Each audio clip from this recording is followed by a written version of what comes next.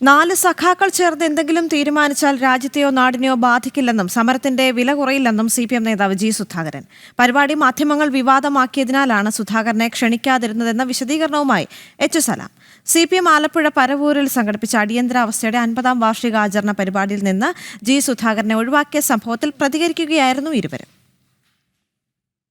CPM Alappuzha ജില്ലാ കമ്മിറ്റിയുടെ നിയന്ത്രണത്തിലുള്ള സുശീല ഗോപാലൻ പഠന ഗവേഷണ കേന്ദ്രമാണ് അടിയന്തരാവസ്ഥയുടെ 50ാം വാർഷികാചരണത്തിൻ്റെ ഭാഗമായി ശില്പശാല സംഘടിപ്പിച്ചത്.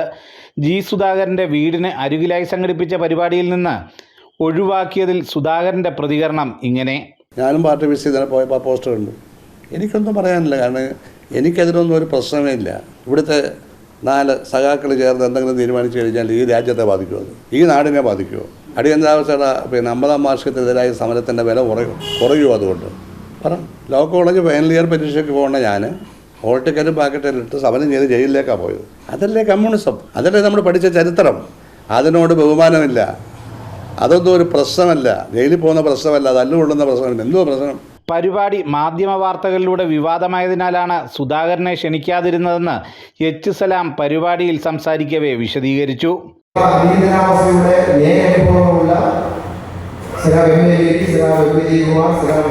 ഉൾപ്പെടെയുള്ള ആളുകളെ പങ്കെടുപ്പിച്ചുകൊണ്ടുള്ള തുടർ പ്രോഗ്രാമുകൾ കൂടി സംഘടിപ്പിക്കണമെന്നാണ് കമ്മിറ്റി ആലോചിച്ചത്.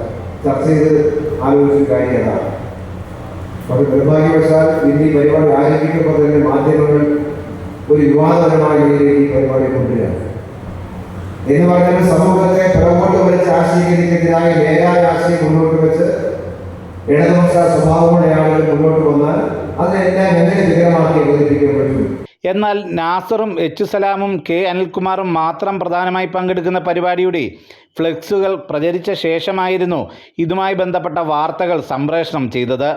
ഇതേസമയം ചടങ്ങിൽ സംസാരിച്ച ആർ നാസർ അടിയന്തരാവസ്ഥ തടവുകാരായ പ്രമുഖരുടെ പേരുകൾ എടുത്തു പറഞ്ഞെങ്കിലും ജി സുധാകരൻ്റെ പേര് മനഃപൂർവ്വമോ അല്ലാതെയോ പരാമർശിക്കപ്പെട്ടില്ല എന്നതും ശ്രദ്ധേയമായി.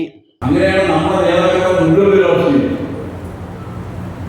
പ്രധാനപ്പെട്ട അറിയപ്പെടുന്ന BS Sachidanandan, DK Sachidanandan തുടങ്ങിക്കൊണ്ട് AR Gangadharan, DK Vasu, DK Karunakaran തുടങ്ങി ഉള്ള സ്ഥാനങ്ങളിൽ മുഴുവൻ നേതാക്കളുടെ മുഴുവൻ അവസ്ഥയും.